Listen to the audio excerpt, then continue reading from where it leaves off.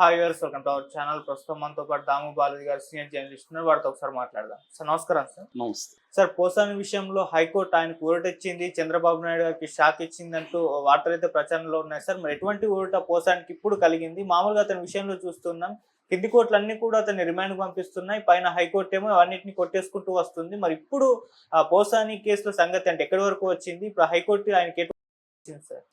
పోసానిది విచిత్రమైన కేసు. నిజానికి ఆయన నోటి దూలతో దారుణంగా పవన్ కళ్యాణ్ కానీ, లోకేష్ని కానీ, చంద్రబాబుని అతి దారుణంగా మాట్లాడిన వాళ్ళల్లో ఆయన ఒకడు. ఖచ్చితంగా దానికి ఆయన శిక్ష అనుభవించాలి. ఎందుకంటే అంత దారుణంగా పర్సనల్గా అటాక్ చేసి వాళ్ళ భార్యల మీద, పిల్లల మీద దారుణమైన కామెంట్స్ చేయడం అనేది కరెక్ట్ కాదు. సో అది ఆయనకి ఆ నోటి దూల అనేది ముందు నుంచి ఉంది, దాన్ని అనుభవించాలి. అయితే ఇక్కడ ఏం జరుగుతుందంటే నేరం ఒకటైతే కేసులు సెక్షన్లు ఒకటి పెడుతున్నారు తెలుగుదేశం ప్రభుత్వం, కూటమి ప్రభుత్వం. ఈయన మీద నిజానికి పెట్టాల్సింది ఏంటంటే మా దుర్భాషలాడిన దానికి పెట్టాలి. అవన్నీ కూడా బెయిలబుల్ కేసులు అవుతాయి, నాన్ కాగ్నిజబుల్ అవుతుంది. నాన్ కాగ్నిజబుల్ అండ్ బెయిలబుల్ అయినప్పుడు ఏమవుతుందంటే అరెస్ట్ చేయకూడదు. అరెస్ట్ చేయకుండా అతనికి నోటీసులు ఇచ్చి విచారణ జరిపించాలి, కేసు పెట్టి అతన్ని కోర్టులో ట్రయల్కి తీసుకెళ్ళాలి. కోర్టు దగ్గర ప్రూవ్ అయితే అతనికి శిక్ష పడుతుంది. ఖచ్చితంగా ప్రూవ్ చేయగలిగిన పరిస్థితి ఉంది, ఎందుకంటే వీడియోలు ఉన్నాయి, అన్నీ ఉన్నాయి. తెలుగుదేశం ప్రభుత్వం ఓపిక్గా కానీ ట్రై చేస్తే లీగల్గా సిస్టమేటిక్గా శిక్ష పడుతుంది. కానీ తెలుగుదేశం ప్రభుత్వానికి అతనికి శిక్ష కోర్టులో వేయడం ఇష్టం లేదు. ప్రాసెస్ ఈజ్ పనిష్మెంట్ అని ఇతన్ని అరెస్ట్ చేయాలని నిర్ణయించుకున్నారు. అందుకని ఇతని మీద ఇతని కంప్లైంట్ ఇచ్చిన వాళ్ళ కంప్లైంట్లో కూడా లేని సెక్షన్లను ఇతని మీద పెట్టారు. క్రిమినల్ సిండికేట్లో ఇతను మెంబర్ అన్నట్టుగా పెట్టారు. ఎందుకంటే అది bailable, non bailable and cognisable. Non bailable అంటే బెయిల్ రాదు కాబట్టి అరెస్ట్ చేయొచ్చు. కాగ్నిజబుల్ అంటే నోటీసులు ముందుగా ఇవ్వాల్సిన అవసరం లేదు, కోర్టు పర్మిషన్ లేకుండానే ఒక వ్యక్తిని కాగ్నిజబుల్ నేరాల్లో అరెస్ట్ చేయొచ్చు. అలాగా ఇతన్ని అరెస్ట్ చేశారు, కేసులు పెట్టారు. అయితే కింది కోర్టులన్నీ కూడా మ్యాజిస్ట్రేట్ కోర్టులు, సెషన్స్ కోర్టులు జనరల్గా ఏం చేస్తుంటారంటే పోలీసులు ఏం చెప్తే అది, పబ్లిక్ ప్రాసిక్యూటర్లు ఏం చెప్తే అది ఫాలో అయిపోతుంటారు. నిజానికి ఈ సెక్షన్లలో అరెస్ట్ చేయకూడదు అని అనేకసార్లు సుప్రీంకోర్టు ఉన్న ఈ మ్యాజిస్ట్రేట్లు వీళ్ళు ఫాలో అవ్వట్లేదని హైకోర్టు మొన్న చెప్పింది సీరియస్గా. సో ఈ క్రమంలో ఇప్పుడు హైకోర్టుకి వెళ్ళాల్సిన పరిస్థితి. ఇది తెలుసు వీళ్ళకి కూడా, తెలుగుదేశం ప్రభుత్వానికి కూడా. మనం ఒక ఎత్తేస్తే వాళ్ళు ఏమి ఎత్తేస్తారో కూడా తెలుసు. కానీ ఈ లోపల పుణ్యకాలం గడిచిపోతుంది కదా, అందుకని ఒక 50 కేసులు పెట్టేసి వరుసగా కేసులు వేస్తూ ఉంటాయి. హైకోర్టు ఎన్నిట్లో ఇస్తుందో చూద్దాం, మళ్ళీ పెడదాం, ఏం చేస్తారు అన్న పద్ధతిలో ప్రభుత్వాలు వెళ్తుంటాయి. ఇది జగన్ అయినా చంద్రబాబు అయినా అందరూ ఇదే పని చేస్తుంటారు.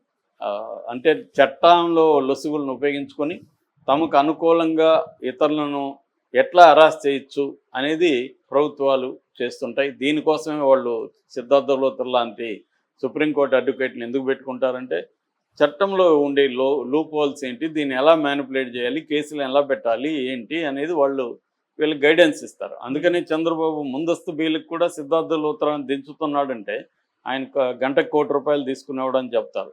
అంటే అంత డబ్బు గవర్నమెంట్ డబ్బులు, అవన్నీ మనం ట్యాక్స్ కట్టే డబ్బులే. ఈ డబ్బుల్ని ప్రత్యర్థుల్ని హింసించడానికి కోసం వాడుతున్నాడు.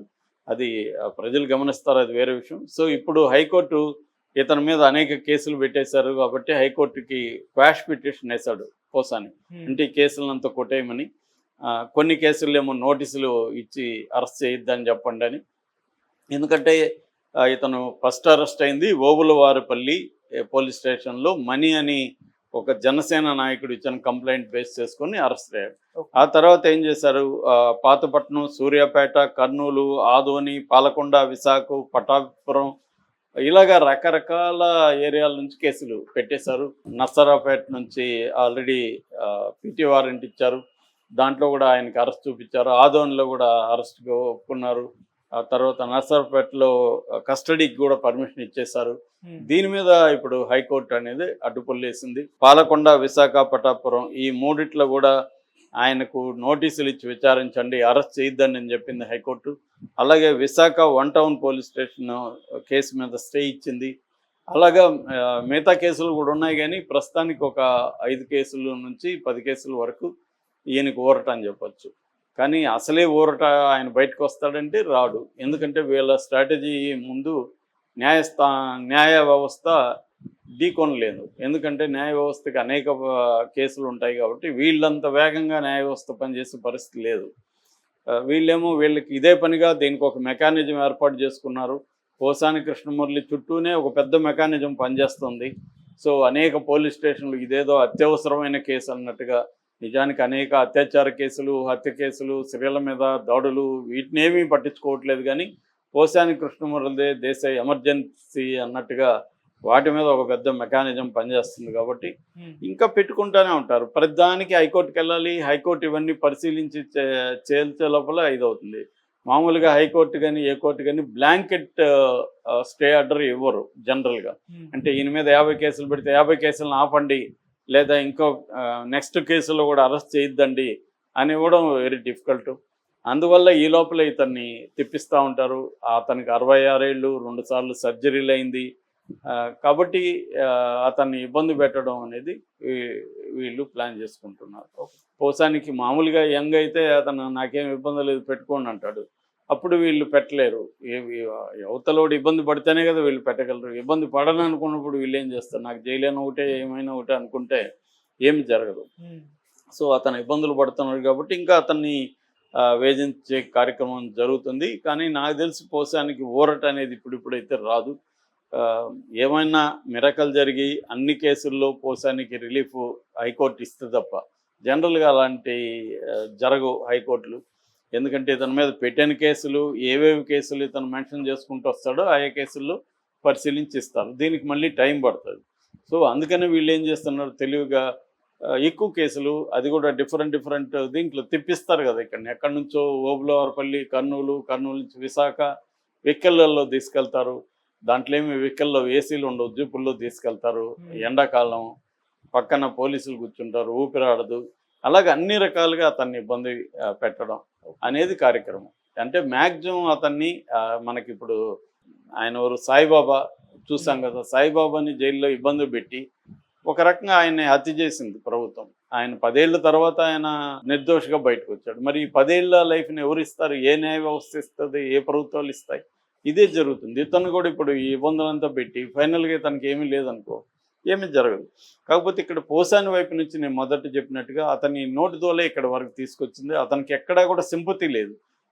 మన ఇప్పుడు సినిమా ఇండస్ట్రీలో అతను 100 సినిమాల పైన మాటలు రాశాడు. ఒక one of the best writers అతను, చాలా మంచి నటుల్లో ఒకడు.